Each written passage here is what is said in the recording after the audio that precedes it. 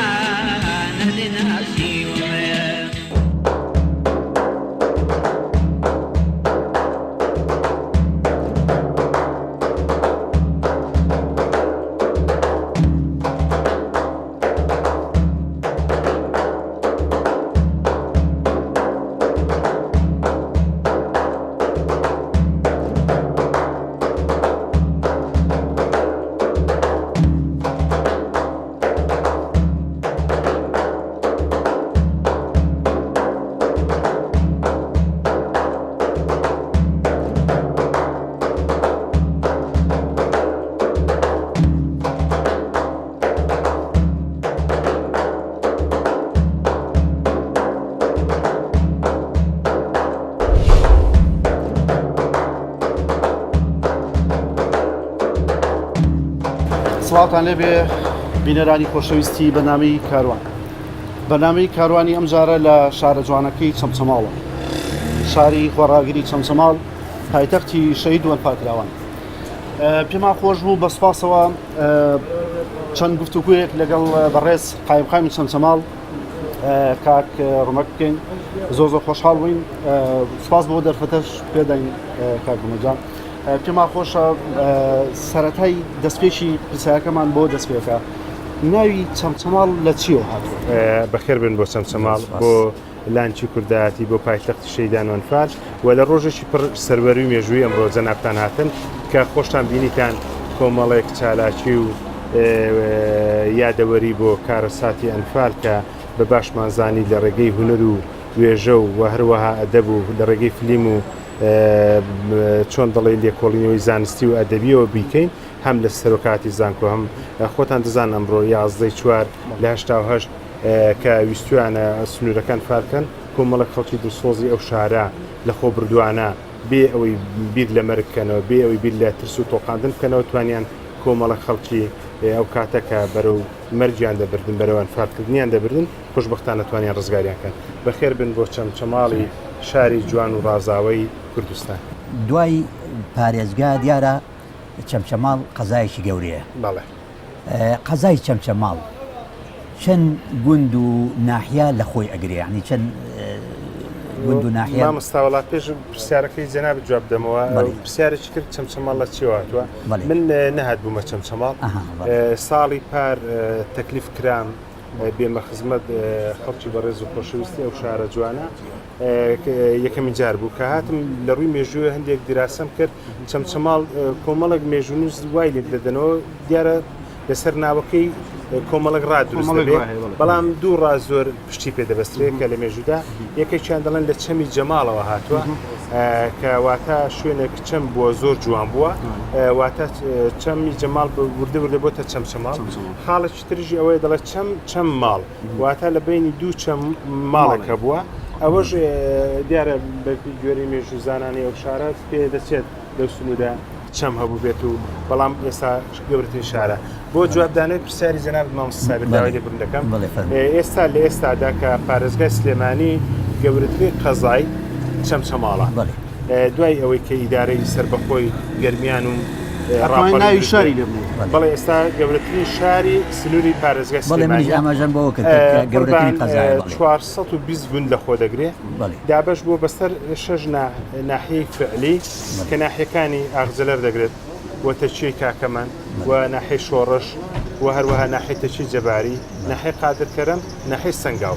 بەڵام لە ڕووی ئیداری ئێستا بەهۆی ئەو بارودۆخی کە بەسەر کوردستان داهاتووە ئیشەکانی ناحیەی شوانیش ناحیەی قەرەهەنجیر بەشێک لە ئیشوکاری ناحیەی لەیلانیش ئێمە لە ئیدارەی چەمچەماڵ ڕای دەپەڕێنین.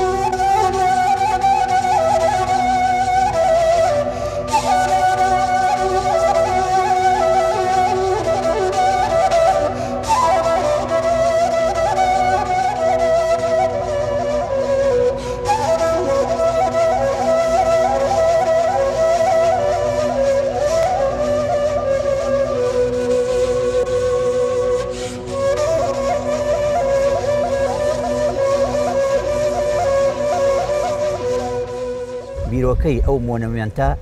لەکوێ هات و لەکوێ سەرچاوی گرتووە؟ زۆر سپاس زۆر بەخێر بێن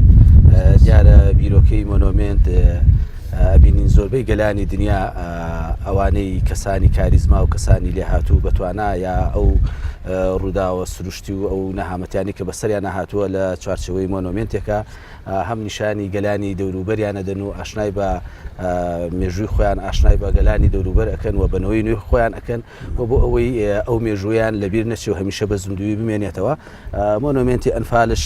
بیرۆکەکەی لەوێوە هاتووە و لەسەر داوا و داخوازی هەم کە سوکاری ئەنفال کراوان هەم ڕۆشنبیران و حکوومەتی هەرێمەش خۆی لەگەڵ ئەویا بوو کە مۆنومنتێک دروستکە لەگەڵ باشبوونی وەزعی کوردستان لەو سەردەمەیە بۆیە لە چەمچەماڵ دانرا لەبەر ئەوەی زۆرترین قوربانیانی پرۆسەی ئەنفال لە سنووری چەمچەماڵایە هەر لەو ڕوانگەیەشەوە چەمچەماڵ نازناوی پایتەختی شەهیدان و ئەنفالکراوانی بەرکەوت. کاک هابیل پێما خۆشە بزانین تا چەند خەڵکی ئەم دەڤەرە پێشوازی لەم مۆنومنتە کردووە دواتریش پێما خۆشە بزانین کار و چالشەکانی ئەم مۆنومنتە چین؟ ئەم مۆنومنتە لە ساڵی لە مانگی نۆی 2012ەوە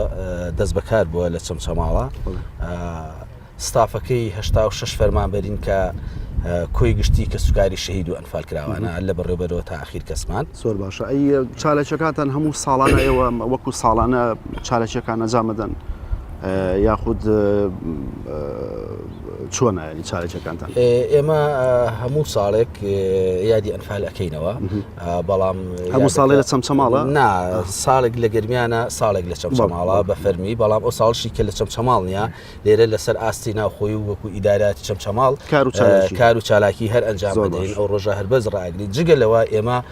زۆربەی بۆ نەتەوایەتیەکان نەورۆزە ڕۆژی ئاڵای کوردستانە ڕاپەڕینە یادی هەڵەبجەیە ئێمە کار و چالاکی خۆمان ئەەکەین و لەگەڵ ئەوشە ئێمە بەردەوام پێشوازی لە وەفدی نێودەوڵەتیەکەین پێشوازی لە وەفدی ناوخۆیەکەین پێشوازی لە ناوەندەکانی خوێندن زانکۆ و پەیمانگەکانەکەین هەتا باخچی ساوانش سەردانی ئێرەکەن جگە لەوەی کەسایەتی دیارەکان لەسەر ئاستی کوردستان و کەسایەتەکان لەسەر ئاستی دنیا سیاسەتمەداران و پەرلەمانتارانی ئەوروپا و ئەتوانم بڵێم لە ماوەی ئەم 5 ساڵی کە مۆنۆمنتی ئەنفال دامەزراوە دروست بووە لە هەموو قاڕەکانی دنیاوە خەڵک سەردانی کردوین و شخصێتی زۆر گەورەی تیا بۆ لەسەر ئاستی بڵین هەموو عالم.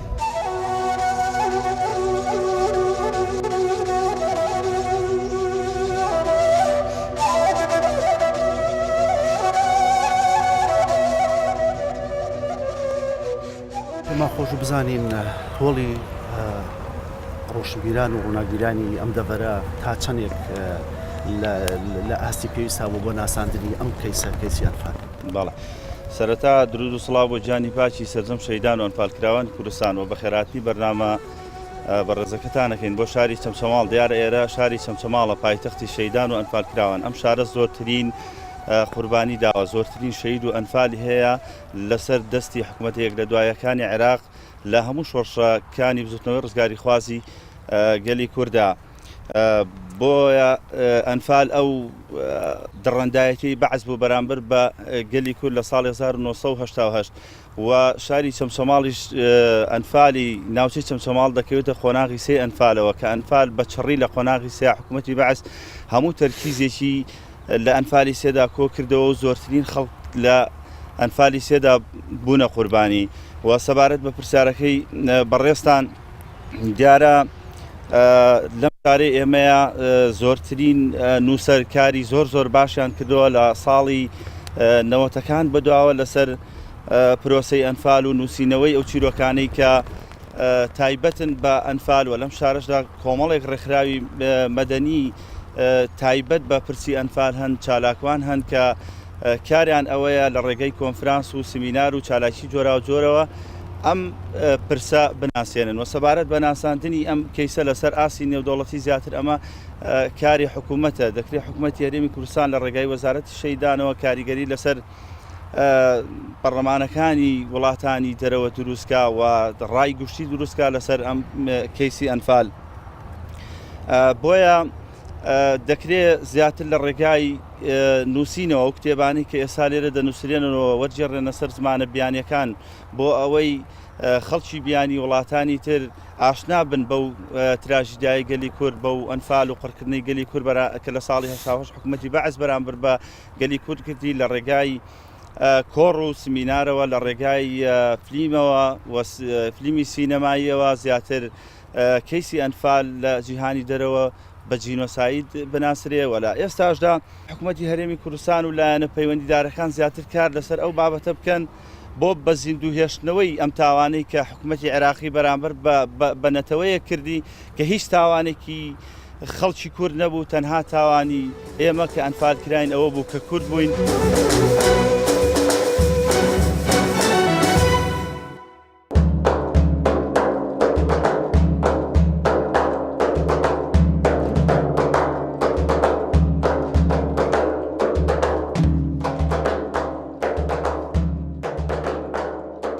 کاک عارف ڕۆڵی دەڤەرەکە لە ڕووی جوگرافی سیاسیەوە لە نێو بزوتنەوەی ڕزگاری خوازی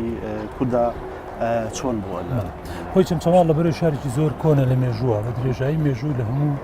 زاوتێکی ڕۆشنبیری و سیاسی میلەتی ئێمەیە پشتی خۆی هەبوو و بە تایبەتیش ئەگەر تەماشا ڕووداوەکانی دوای سەدەی 20 بکەین لە سەردەمی شێخ مەحموودەوە بەشێکی زۆر لە سوارەکانی سوپاکی شێخ مەحموود خەڵکی ئەم چەمچەماڵە بوو سەی محەممەدی جەباری یەکێک بووە لە فەرماندە دیارەکانی بزوتنەوەی کوردی لەو کاتە کەریم بەژی فەتح بەژی هەمەوەن چۆخە فەنی گەزەڵان کۆمەڵێ لەم کەسایەتیانە ئەم ناوچانە خەڵکی زۆر دیار بوون کە لە سەردەمی شۆڕشەکەی شێخ مەحموودەوە ڕۆڵی کارانە و لەو کاتەش ئەگەر تەماشا پێشانبەشانی هەموو بزاوتە سیاسی ڕۆشنبیرەکان چەمچەماڵ ئەگەر لە پێشی شوێنەکانی ترەوە نەبوو بێ لە دوای ئەوانی شەوە نەبوو وەگەر لە شۆڕشی ئەیلولا تەماشا بکەی بە حکومیەوەی کە دەستپێکی خەباتی چەکداری کورد بۆ یەکەم جار لە دەربەنی بازیانەوە دەستپێکە بە حکمی موقعی جوگرافی چەمچەماڵیش کە نزیکە لێرەوە بەشێکی زۆری خەڵکی ئەم ناوچەیە لە دەستپێکی هەڵگیرسانی شۆڕشەوەتیایە بەشدار بوون. ئەگەر تەماشا بکەی لە ساڵی 63 کە بەعس یەکەم جار لە ئینقلابێک هاتنە سەر حکم حرس قومی پیا بوو لەو حرس قومی ڕەنگە دەستی نەگەی بێت هەموو شوێنی کوردستان بەڵام ناوچەکانی چەمچەماڵ بە دیاریکراوی بەشی زۆری گوندەکانی هەموو سوێنران و تاڵان کران بەخێنران خەڵکێکی زۆر لەم دەوروبەری چەمچەماڵ زیندانی کران خەڵکی لێر نەفیکرا بۆ شارەکانی جنوب بۆ نوگرە سەلمان لە 74 بە هەمان شێوە اینجا لە دوای هەڵگیرسانەوەی شۆڕش و ڕووداوەکانی بە دیاریکراوی تاگاتە هەشتاکان باڵێن چەمچەماڵ چەند جارێک ڕوبەڕووی مەینەتی بۆتەوە سەرەتا بە قۆناغێک هەموو گوندەکانی نزیک جادە لەبەرەوەی پێشمەرگە چالاکییانە هێنا ئەم ناوچانەوە نزیک بوون لە جادە و ڕێگەوبانە گشتەکانەوە بۆی تەسیر و مەترسی لەسەر کەرکوب نەبێت لە دیدگای بەحسەوە زوو بەشێک لە گوندەکانی ناوچەکانی چەمچەماڵی ڕوخانەوە خەڵکی ڕاگواستان دێ لە ئوردوگا دواتریش لە تاوانی ئەنفالە بەشێکی زۆری ناوچەکانی چەمچەماڵ هەموو کوردستان بەڵام بە دیاریکراوی چەمچەماڵ زیانی چێزگار زۆری بەرکەوت لە ئەنفالە یعنی توانم بڵێم ژمارەیەکی ینی بەشی هەرە زۆری قوربانیانی ئەنفال ڕەنگە ئەو خەڵکانە بن کە لە دەوروبەری چەمچەماڵ ژیاون و بە حکمی کاردانەوەیشی تریش کە لە ساڵی 1970 تا ڕۆژی 11 خەڵکی چەمچەماڵ ینی بۆ یەکەمین جار کە ڕەنگە لە مێژووی میلەتی ئێمە ڕوویدابێت لە گەرمە و چرگەساتی ئەنجامدانی تاوانێکە کاردانەوەی خەڵک بەو جۆرە بوو بێکار ڕاپەڕینێک لە چەمچەماڵ ئەنجام درا و بەشێکی زۆری خەڵک ڕزگار کراندا ئەو ڕاپەڕین و یاخیبوونەوەی خەڵکی چەمچەماڵە لەمانەوە توانم بڵم حەق دووچینەیەکی زیاتر بەرامبەر بە خەڵکی چەمچەماڵ و دەوروبەری چەمچەماڵ هەبوو دەسەڵاتی بەعز و ستەمکاری زیاتر لەم ناوچانە پەیڕەوکراون ڕەنگە بە بەراورد بەگەر بە شوێنێکی تر بێ ڕەنگە ڕووداوێکی هاوشێوەی وەکۆی چەمچەماڵ تیای ڕووی نەداوە بەرامبەر بەعز و بەشێک زۆر لەو خەڵکانەی دەربەدەرەکران ئاواری کەرکووکیش بوون هەروەکو قورسایی جاریشکە هاتنەوە سەر چەمچەماڵ ئەگەر تەماشا بکەی بە شێوەیەکی گشتی چەمچەماڵ توانم بڵێم شارێکە یعنی ڕەنگە گەر بەراوردی بکەی بە شارێکی تری هاوتەمەنی خۆی یا شارێکی تر لە ڕووی ژمارەی دانیشتوانەوە هاوشێوە بێ لەگەڵ چەمچەماڵ ئەتوانم بڵێم چەمچەماڵ هەم قوربانی زۆر زیاتری بەخشیوە و مەینەتی زۆر زیاتری بەسەرهات.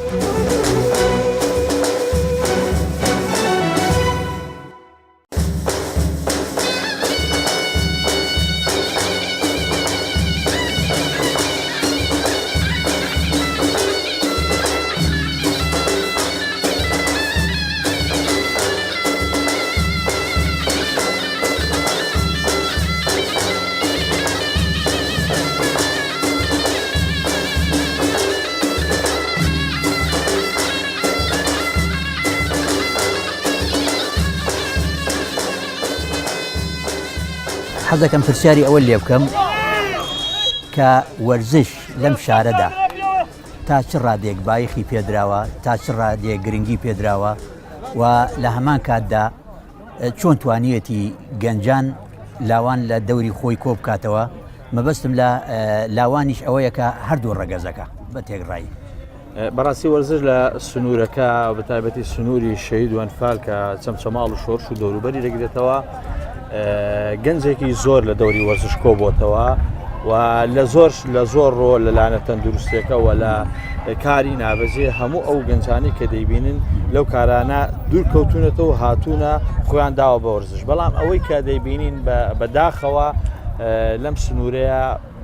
بایەخێکی زۆر بە وەرزش نەدراوە ئەوەی کە لە بەرچاوی خۆتانی بینن کە سنووری شۆڕش کە ئێستا ئێمە تێیدان کە سنووری ئەنفالە دەبینین لە ماوەی دو-سێ ساڵە یاریگایەکی بۆ کراوە بەڵام یاریگاکە بەبێ خزمەتگوزاریە و زۆربەی ئەو وەرشەوانانەی کە لەم سنوورە پێ ئەگەن دەستنە دەرەوەی ناوچەکە و لەیانەکانی سلێمانی لایەنەکانی پێشمەرگە لایەنەکانی ئاشتی و هەولێر و براتی یاری دەکەن بە چەمچەماڵ و شۆڕشەوە زۆر باشە مامۆستا لە چوارچێوەی ئەو گفتوگوۆیەمان حەزەکەم باسی چەند یاریشی فۆکلۆری کوردەواری بکەین بە تایبەتی ئەو یاریانی کە تایبەتن بەم ناوچەیە لەم دەڤەری یاری قەدیمەکان وەڵا ئەوەی کە ئاماژەی پێکراوە لە ساڵەکانی 1976ەوە وەرزش جموجوڵێکی لەم سوورە پێ ینی کردووە ئەو یاریانە یاری هەلوکێن بووە یاری زۆران بازی بووە کەڵاوێن بووە تۆیش ببێت چاوشاکی بووە لە بووە کەڵاوێنی زاران جێگەی شەترەنجی ئێسای گرتبووە بەڕاستی یعنی خەڵکێکی زۆر لە دەوری فۆ بۆ وەکو پێشتریش ئاماژەم پێکرد بەڕاستی وەرزش جێگەی خۆی لە دڵی هەموو گەنجان و تەنانەت بە تەمەنەکانی ئەم سونژدا کردوەوە.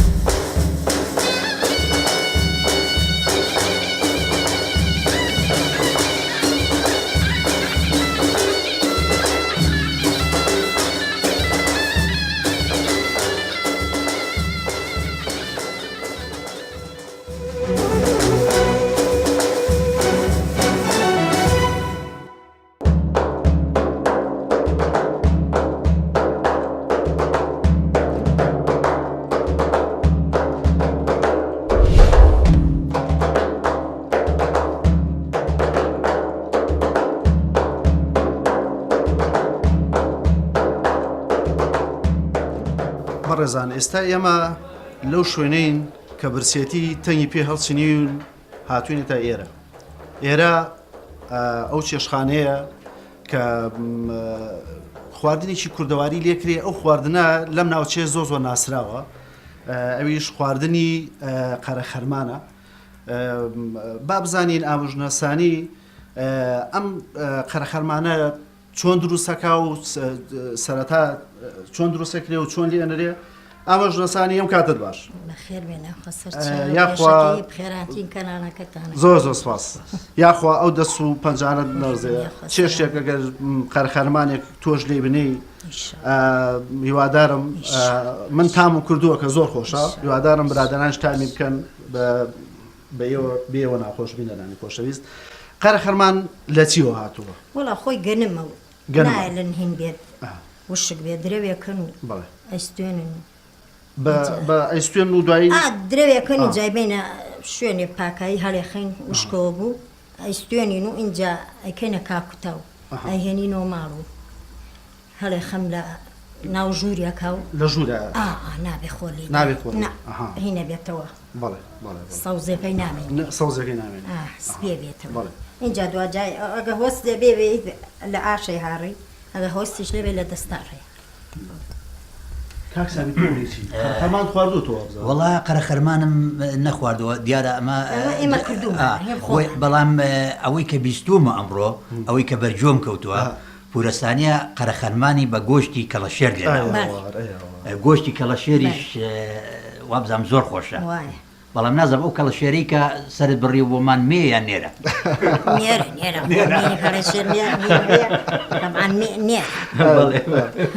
دیارە چەند کەڵەشێتان سیانی کاکە پورەسانیە زۆر جار لە ناو کۆمەڵی کوردەواری داوا باوە کە ئەڵێن چای گوڵی دانیشتنەیە خود مەجلیس وانە دیارە قسەی خۆشیش هەر گوڵی دانیشتن و مەجلیسدا ئێمە کە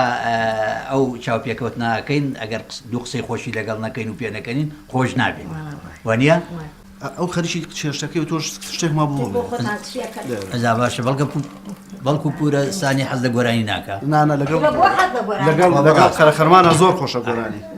قەرەخەرمانە زۆر خۆش بۆ خۆتان گۆرانیە لە من تەواو بوو تۆ من تەواو دوجاتێن تەنەکا خەمە بنی ئابێت ئەمە قەرەخەرمانەکە کەڵەشێرەکە بۆ حازر بۆ کەڵەشێرە زۆر باشە دە باشە با منیشم گۆرانی دەم وڵم تا کەڵەشێر پێگە ڕۆژێ بولێ گەلاڵایەوە خاوەن بەزای بۆی دەتوایەوە ڕۆژێ بولێ گەلاڵایەوە خاوەن بەزای بۆی دەتوایەوە ئەی گۆچەنێ خۆشە ژینی سەرێ باستی نەقەفەزی زێر دیلی و ژەرێ دەستی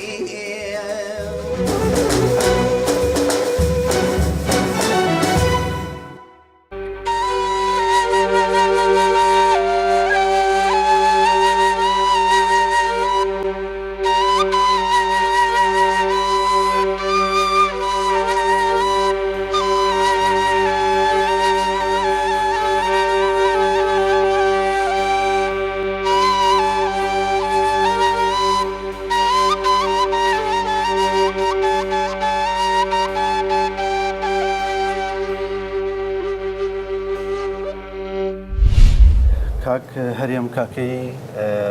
سەرۆکی کۆمەڵی ڕووناکبیری و کۆمەڵایەتی یارسان لە شاری چەمچەماڵ پێما خۆشە بزانین ئەم ڕێکخراوە یان ئەم کۆمەڵەیە ساڵی چەند دامەزرا و بۆچی دامەزرا. زۆر سپاس بەخێراتنی جەنابتانەکەم سپاس بۆ بەرنامەی کاروان کەم جارە شاری چەمچەماڵتان بەسەر کردەوە. سپاس بۆ کۆمەڵی ڕووناکبیری و کۆمەڵایەتی یارسان لە ساڵی 2023 ئەم کۆمەڵەیە لە شاری چەمچەماڵ دامەزراوە هەر لە سەرەتای دامەزراندنیەوە ئێمە بە ئەسپی خۆمان تاودا لە زیاتر لە بواری هونەر و فەرهەنگدا لە بەرەوەی هەمیشە یارسان ماڵێکە بۆ هەمان بە بێجیاوازی ئێمە لەناو ئەم کۆمەڵەیەکی کاکەیە بەڵام ئێمە تەنها لێرە ئێمە هەڵنەساوین ئەم کۆمەڵی خۆمان قۆڕخکەین تەنیا بۆ کاکەی بێ هەموو پێکاتەکانی کە سوودیان لێ بینیوە لە هەموو دەورەیەکمان کردوتەوە کە خولێکمان کردوتەوە کە هەموو شتێکمان کردو هەموو پێکاتەکان توانیوانە سوود لە ڕێگە ئەم کۆمەڵەوە سوودمەند بوون بۆی کە ئێمە هەمیشە دەرگامان واڵا بووە لە ماوەی ئەم 14 ساڵی تەمەنەی کۆمەڵەیە خەڵکی ئەم شارە و خەڵکی بە تایبەتی چەمچەماڵە بەروی ئێمە کە بارەگای سەرێکیمان لێرەیە شایەتیەوەمان بۆ دەنکەوە ئێمە خۆبەخشانە بەبێ ئەوەی کە دەستگیری بکرین لەلایەن حکوومەتەوە تەنها ماوەیەکی کەم ئێمە نەسرێ بوجەمان هەبوو لە حکوومەت پێم وایە 18 مانگ ئێمە لەلایەن حکوومەتەوە هاوکاری کراین باقی ئەو 14 ساڵە ئێمە لەسەر پێی خۆمان وەستاوین توانیمانە نەکرد کۆمەڵکی خۆمان بەڕێم بەڵکو بتوانین سپۆنسەری چەندین چالاکی لە چەمچەماڵ و لە دەروی چەمچەماڵش بکەینە ئەستۆ. دەستان خۆش سەرکەوتوو بوون خێر بێن بەس حەزەکەین وەک کە جەنابی کاک سابیر هونەرمەندێکی گەورەی کووردە لە جێگای شانازی مامۆستا بۆ هەممان پێمان خۆشەگەر جەنابەت گەورەمان کە وەکو هاتیت چەمچەماڵ لەگەڵ گروپی یارانە مامۆستا حامید و کاک ڕێبوار و مامۆستا ئاوارەوانە بتوانین ئەگەر شتێکمان پێشکەشکەن هەر جێگای شانازی مامۆستا باش بەسەرچاو بەسەرچاو.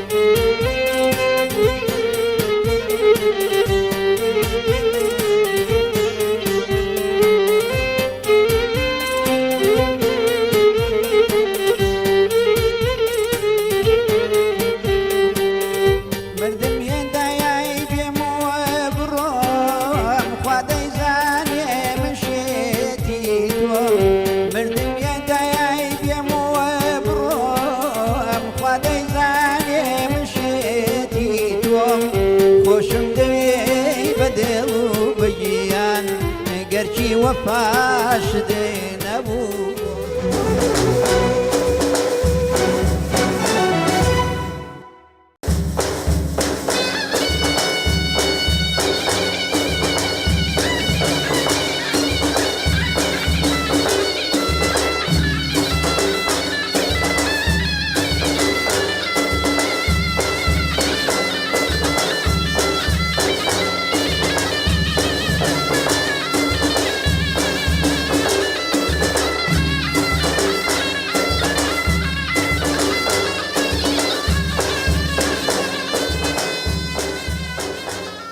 مامۆستا گیان ئەو کاتت باش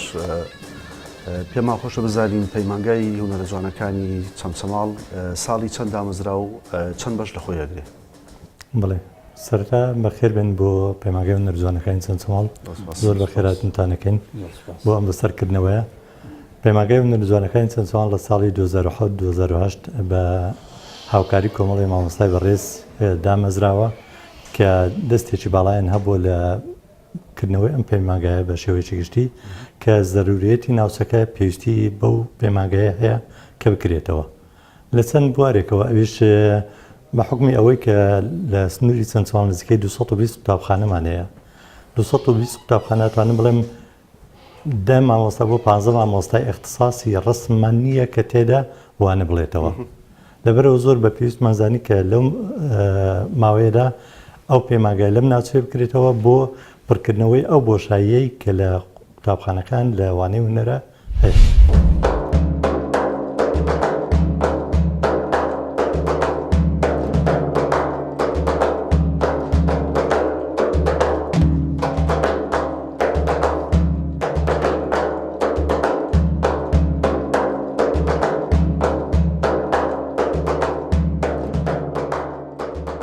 شۆکاری سێ بەشی لە خۆی گرتووە سیرامیک و پەیکەر و وێنەکێشان کە قوتابیان لە قۆناغی دووەمەوە دیاری ئەکرێت کە بە پێی خواستی خوان و پێی دەرەجەکەیان کە دیارێکرێت ئەچنە چی بەشێکەوە مامۆستاکانی شاوکارێکی باشی قوتابیەکانیان کردووە و هیوادارین حکوومەتیش زیاتر هاوکاریمان بکات و زیاتر پەرە بە کارەکان بدەین. وەکار و چالاکی خۆشمان هەیە بەکردنەوەی پێشانگا و ئەو شتانە ساڵان ئامەتان هەیە و بەڵێ باشە ئێستا تۆ خۆت لە کام بەشی وێنەکێشان ئەم بەشە خۆت هەڵبژاردووە بۆ خۆت یا خۆت بە ئارەزوی خۆت بۆیان بەڵێ بە ئارەزوی خۆم بۆ و مامۆستاکانیش ئایا پێشەنگای بەردەوامیتان هەیەەوە لە پەیمانگای یاخود پێشەنگاکەتان تایبەتە بەستەنها ناو پەیمانگا یان لە دەرەوەی پەیمانگا یاخود لە دەرەوەی شارەکەیش بەڵێ لە ساڵانێ من فستیڤالمان هەیە و پێشەنگا لە ناو پەیمانگای ئەەکەین و دەروی پەیمانگاش بە شێوەی گروپیش ئیش ئەەکەین تا چەند هەماهنگگیتانە لەگەی پەیمانگای و جوانەکانی با بڵین سلێمانی و شارەکانی تر هەولێر و سلێمانی و کەرکووک و شارەکانی بەڵێ تا ڕادەیەک باشە پەیوەندیمان هەیە باشە ئەم بەشانە ئەگەر بەشەکانی تر هەبوایە لەم پەیمانگایە تۆ هەر ئەم بەشەی کە ئێستا تیای هەر ئەم بەشە هەڵبژارد وەڵایی ڕەنگە ئەو کاتە بەشێکی ترە هەڵبژاردایە بەڵێ بۆ نمونە شێوەکە بەشی شانۆ یان مۆزیک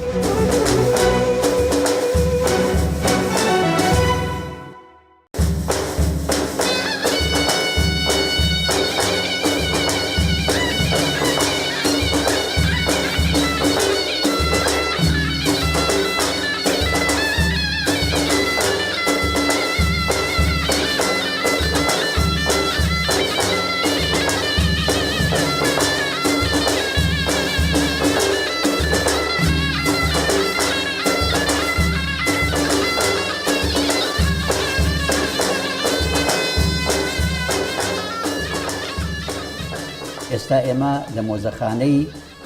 کەریماغای هەمەوەندین. کەریماغای هەمەوەند یەکێک بوو لەو کەڵە پیاوانەی کە لە ناو ئەم شارەدا پیاوێکی بەڕێز و ناودار بوو و هەروەها پاش کۆچکردنی خۆی کە کۆچی دوایی کرد ماڵەکەی کرا بە مۆزەخانە. ئێستا ڕوو ئەەکەینە کاگمەریوان کە کوڕی کەریم ئاغای هەمەوەندە کاگ مەریوان دیارە پەیداکردنی ئەو شتومەکەی کە لێرە هەیە زۆر گرنگە بەڵام لەوە گرنگتر ئەوەیەکەوە چۆنچۆنی ئەتوانن بیپارێزن. ئێمە ئەم خانووە ئەمە دوێخانی کەریماغای هەمەوەنە نۆهەمی یەکەمی ئەو مۆزەخانەکەی و هەندێک لە کەلوپەلەکانی خۆیەتی نۆهەمی دووەمی کتێبخانەیە خەڵک لە خەڵکی چەمچەماڵ یان ئەوانەی کە لە زانکۆن دێن ئەوەی کە بۆ خوێندنەوە بێیان بەحسێک بنووسن دێنە کتێبخانەکە مثلەن نمونە ڕێکخراوی هۆڵندی بەریتانی کەنەدی قونسڵی کەنەدی و ئەمانە هەمویان هاتوونە سەری مۆزەخانەکەیان کردووە. من باسی پاراستنم کرد. پاراستنەکەی ئێمە پێنج شەش پێشمەرگەمان هەن حکومت دایناون بۆ مۆزەخانەکە ئەوان ئەی پارێزن تا چەند نوێنەرانی وڵاتانی تر کە دێنە ئەم شارەوە متحمسن بۆ ئەم شوێنە هەر ڕێکخراوێک یان هەر کارمەندێکی ئەجنەبی یەتە چەمچەماڵ و ئەچن لای بەڕێز قایم قام و ئەوانە دوای ئەوە سەردانی ئێراکەن کە دێنە ئێرە زۆر شادمان زۆر بەختەوەرە بن کە مۆزەخانەیەکی قنجی لای ئاوا لە شارەکەیە هەیە کاک مەریوان کۆنترین کەرەسەی مێژووی کە هەبێت لەناو ئەم مۆزەخانەیە چین و کامن بەردەکەیە مێژۆکەی ئەگەڕێتەوە بۆ 100,000 بەردەکە شوێنەوارێکەیە بەردەبەلەکەی پێڵێن بەردەبەلەکە لە کنوزی مەتاحفی عێراقیە یەکەم پەڕە لە تاریخی عێراقیە ئەو پەڕەیە کە باسی بەردەبەلەکەکە لە ناوچەی چەمچەماڵە مێژۆکەیە گەڕێتەوە بۆ 100,000 ساڵ پێش میلات ینی کۆنترین شوێنەوارە لە هەموو عێراق لە بابلیش لا ئێمە پارێزراوە هەندێک کەلوپەل هەیە ئەونا گرنگە مۆزەخانی سلێمانی ڕێنادا لێرە داینێن ئەبێ لە شوێنێکی تایبەتمەند دادانرێت کتێبخانەکەشتان کاک مەریوان هەر بە هەمان شێوەی مۆزەخانەکە با بڵێن وەکو شتی کەلتوری وەکو شعری شاعران یان شاعرە کۆنەکان یان ڕۆشنبیرە کۆنەکان با بڵێن ئەوانی کە لە کۆن خزمەتی کەلتوری کوردیان کردو خزمەتی ئەدەب و هونەری کوردیان کردو یا خودت خزمەتی شعری کوردیان کردووە ئەمانەشی تیا هەن کتێبەکان لە هەموو بابەتەکانی تایە مێژووی هەیە سیاسی هەیە لە هەموو کتێبەکانی تێدایە دووبارەیە کەم و یانیزان کۆی چەرم و لە چەمچەماڵ و خوێنکارەکان دێن لێرە سوودمەندن لێ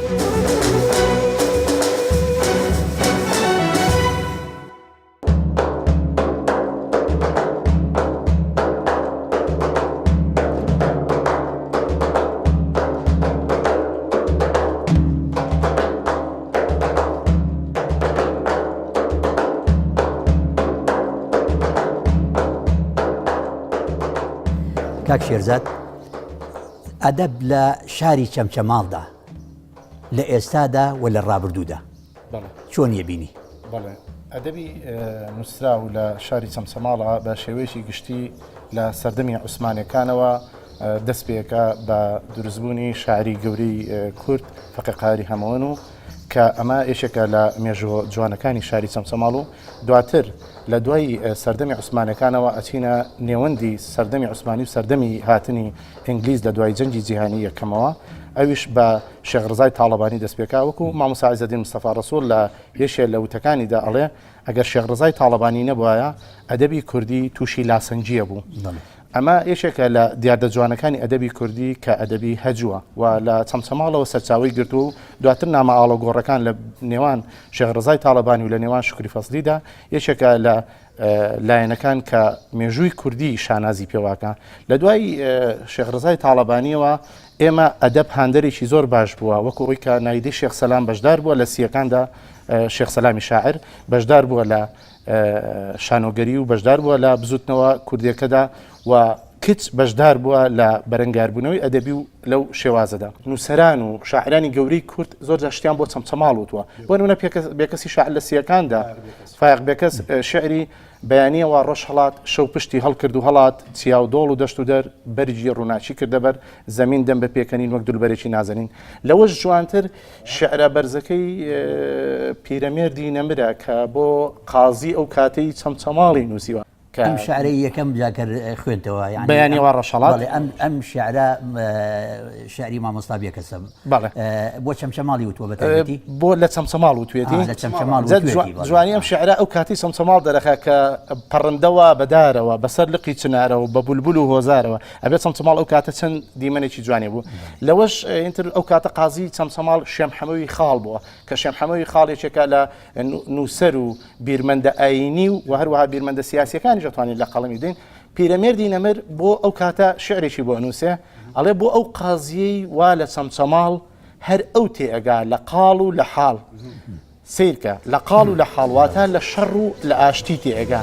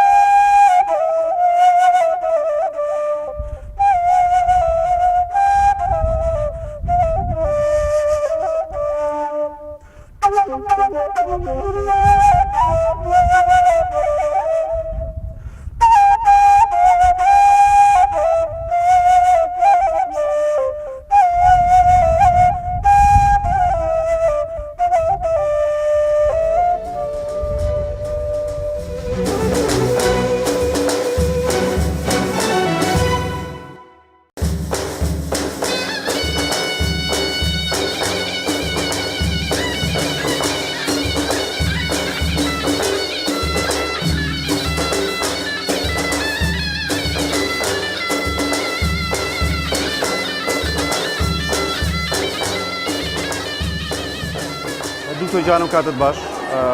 خۆشحاڵین سپاس بۆ دەرفەتا پێمان خۆشە دەستپێکی پرسیارەکەمان لەوە دەست پێ بکەین کە گومانتیان ئێستا شاری چەمچەماڵ شارێکی گەورەیە ڕاستە قەزایە بەڵام وەکو شارێک ئێستا ساوی بۆکرێ چەند گوند و ناحەیەکی لەخۆ گرتووە بە پێی ئەوەی پانتایی لە ڕووجگرافی گەورەیە زانکۆیەکی شتیا کراوەتەوەش زانکۆی چەرمەوە پێمان خۆشە بزانین زانکۆی چەرم و ساڵی چەند دامەزرا و چەند کۆلێژ لە خۆی ئەگرێت و کۆلێژەکان چی؟ زانکۆی چەرمۆ سەرەتا بە کۆلێژێ دەستپێکی کۆلێژی پەروەردە لە زانکۆی سلێمانی کە هاتە ئێرە دواتر لە کۆلێژێک کە کرایەوە بە ناوی پەروەردەی بنەڕەتیەوە بۆ زانستەکان بە دوایدا لە 2014 زانکۆی چەرمۆ کرایەوە یەکەم ڕۆژی دامەزراندنی بوو و زانکۆی چەرمۆ توانی بەردەوام بێت لەم ماوەیە و گەشەیەکی زۆر بکات و لە ئێستادا دوو کۆلێژمان هەیە کۆلێژی کارگێڕی و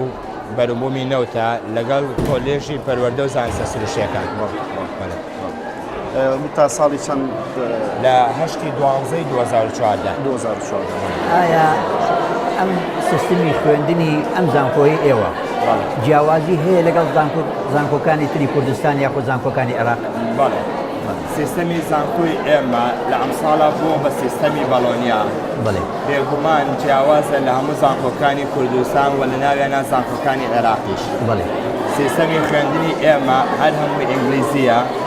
و ساڵی یەکەممان فاوندیشنە و هەمان ئەو سیستەمەیە کە لە هەموو ئەوروپا بەڕێ پەیڕەوە کرێ کەنەدا و ئەمریکا و هەمویان.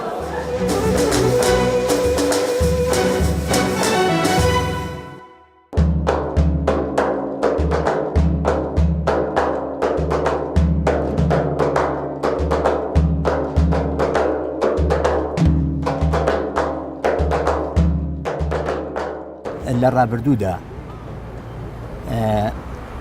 ڕۆشنبیرانی چەمچەماڵ تا چەند گرنگیان بە کاری ڕۆژنامەگەری داوە بەڵێ ئەگەر ئێمە ئاماژە بۆ بکەین کە ڕووناکبیرانی چەمچەماڵ چەند گرنگیان بە بواری ڕۆژنامەگەری داوە لە سنوورەکەدا بۆ نمونە یەکێ لەو کەسانە کە شاکرفەتا هەم قایمقامەوە بەڕێوەبەری ناحێ بۆ لەم سنوورە بۆ خۆی ڕووناکبیرێکی گەلەکەمان بۆ هەموو لای هەمووان ئاشکرایە شاکرفەتاح لە مێژووی خۆی داچوو بێتە هەر شوێنێک ڕۆژنامەیەکی دەکردو لە سنووری قەزای چەمچەماڵ لە ساڵانی 39 بۆ 40 کە بەڕێوەبەری ناحێ قادرکەرم بووە ڕۆژنامەی باسەڕی لە قادرکەرم دەرکردووە و لە چەمچەماڵشدا کا بێتە قایمقامی چەمچەماڵ لە 1946 ڕۆژنامەی چەمچەماڵ دەرەکات و حەوت ژماری لێ دەرەکە بە خدیاوەری چەمچەماڵەکان نابێت لەو کاتەدا شاکرفەتاح زیاتر قایمقام بێتە زیاتر ژمارەکانی ڕۆژنامەی چەمچەماڵ دەربکرێەوە لە قەزای چەمچەماڵشدا وەکو وەفایە وەکو ڕێزێک بۆ شاکرفەتاح کە خزمەتێکی بەم سنوورە کردووە مۆڵە بە ناوی شاکرفەتاح ناونراوە لە سنووری قەزای چەمچەماڵدا ئایا خۆناغەکانی دوای شاکرفەتاح بواری ڕۆژنامەگەری چی پێشکەوتێکی بەخۆیەوە بینیوە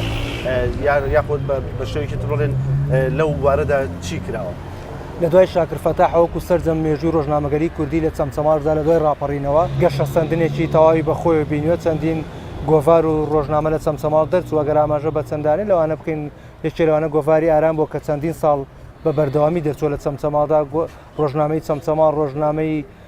چەرموکە دەرچوونە لە چەمچەماڵەوە تا ئێسش گۆڤاری مناڵان لە چەمچەماڵدا دەرەچێت و مانگانە بڵاو دەکرێتەوە لە چەمچەماڵدا لە ساڵانی لە ناوەتەکان و تا ئێسش کە 2018 بەردەوامی هەیە و گۆڤار و ڕۆژنامە ئەو گۆڤارانە لە سنووری قەزای چەمچەماڵدا.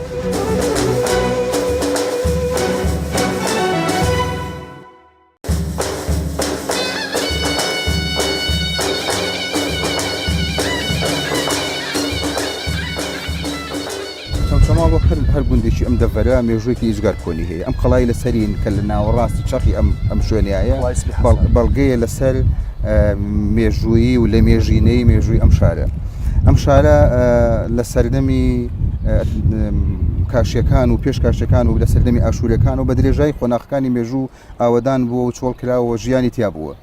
ئەم قەڵایی کە ئێمە لەسەری وەستاوین هەمان قەڵای گۆگەمێڵە کە ئەسکەندەری مەکدۆنی لە ساڵی 330 پێش زاین شڕی یەک لاکەرەوەی خۆی لەگەڵ فارسەکانە تیا کردووە یعنی وشەی گەمگەمێڵ و چەمچەماڵ تەنها دووشن مەرادیفی یەکترن و تەنها یۆنانیەکان چیان بۆ لەفز نەکراوە بە گەلە بزیان کردووە لە سەردەمی بابانەکانە چەمچەماڵ ناوەندی یەکەیش ئیداری بووە ڕیچ کە هاتۆتە سلێمانی داوای لیستی ناوی هەرێمەکانی سەر بە بێلشینی بابانی کردووە و لەوێ لیستێکیان پێداوە چەم شەماڵێکێک لەو ناوچانی کە لەناو ئەو لیستایەوە هەرێمێکی سەر بە بێلشینی بابانە لە سەردەمی لە 1950 بە دۆ کاتێک کە دەسەڵاتی ناوەندی عوسمانی گەڕاوەتەوە ئەم شارە کراوە بە ناوەندی قەزای بازیان و بۆ ئەوەی زیاتر ئاوادان بێ عوسمانەکان خەڵکێکی زۆری دەڤەرەکان هێناوە لەم ناوچەیە نیشتەجیان کردوون و بۆم شێوەیە وردەوە لە ئەم شارە گەشەی کردووە و بە درێژایی بۆ یاکرێ بڵین چەمشەماڵ لەگەڵ قەزای کفریای کۆنترین یەکێکە لە کۆنترین قەزاکانی پارێزگای کەرکووکە لە سەردەمی عوسمانەکانە سەر بە سلێمانی بۆ دواتر لە ساڵی 1920 ئینگلیزەکان خستویان لەسەر کەرکووک و لە هەفتاکانی شەجارێکیکە خراوەت و سەر سلێمانی لە مێژووی کۆنا مێژووی کۆندا بەشگرێ بەسەر سێ چاخی بەردینی کۆن و ناوەند و نوێیە لەم دەڤەرەیە بۆ هەر سێ سەردەمەکە شوێنەواری مێژووی هەیە و مرۆڤ تایە ژیاوە لە مێژووی کۆنا لە شوێنەواری بەردەبەڵەکە مرۆڤ بوونی هەبووە و دواتر لە مێژووی ناوەندا لە کەریم شایر شوێنەواری ئەو شوێنەواری مرۆڤ دۆزراوەتەوە کە تایە مرۆڤەکان ئەشکەوتەکانیان جێشت و بەشێک لە ژیانی خۆیان لە پێدەشتەکانە بەسەر بردووە و ژیان لە پێدەشتەکانە وای کردو ئەم مرۆڤانە بکەونە کۆکردنەوەی خۆراک و ئەم کۆکردنەوەی خۆراک و چەکەرەکردنی خۆراک بیرۆکەی کشتتوکاڵی لە لای خەڵکی ئەم ناوچەیە دروست کردووە و دواتر لە مێژووی نوێیە لە گوندی چەرم و گەورەترین شۆڕشی کشتتوکاڵی دروست بووە کە پێوترێ شۆڕشی کشتتوکاڵی و مرۆڤ کشتتوکاڵی دۆزیوەتەوە و ژیانی کشتتوکاڵ و پیشەی کشتتوکاڵی مرۆڤەکانی ناچار کردووە گوند دروست بکەن بە دیار کشتتوکاڵەکانیان و بمێنەوە و بەم شێوەیە بە درێژایی ئەم مێژۆ مرۆڤایەتی و مرۆڤەکان لەم ناوچەیە ژیاون و کشتتوکاڵی گەنم لەم ناوچەیە کراوە و گەنم یەکێک بۆ لە خۆراک سەرێکیەکانی ئەم ناوچەیە و هەموو ئەو خواردنانی کە لە گەنم دروست کراون خواردنی سەرەکی ئەم ناوچەیەن بە ساوەر و بە قەرە خەرمان و بە هەموو جۆرەکانی تری خۆراکەوە.